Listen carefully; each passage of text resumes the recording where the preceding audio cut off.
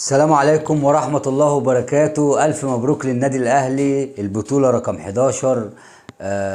بطولة بعد تعب وشقة بالنسبة للاعيبة النادي الأهلي ومجلس إدارته ومدربه. بطولة مهمة وألف مبروك لمصر كلها. طبعا النادي الأهلي بيلعب باسم مصر، وزي ما بنقول كده خطف البطولة.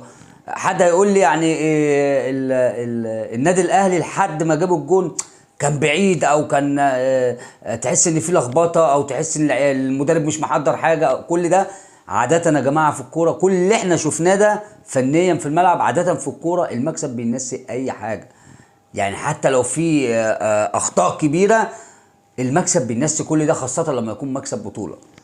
فنقول الف مبروك للنادي الاهلي، ومن نجاح لنجاح ان شاء الله. بطوله مهمه جدا للنادي الاهلي، يرجع يركز في الدوري.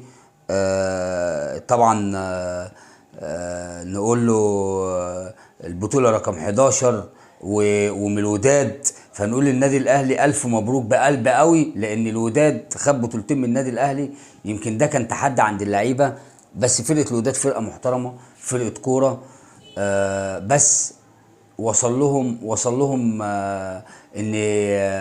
ان هم حسموا اثناء المباراه، ان هم حسموا ان هم مش محتاجين يحرزوا هدف تاني.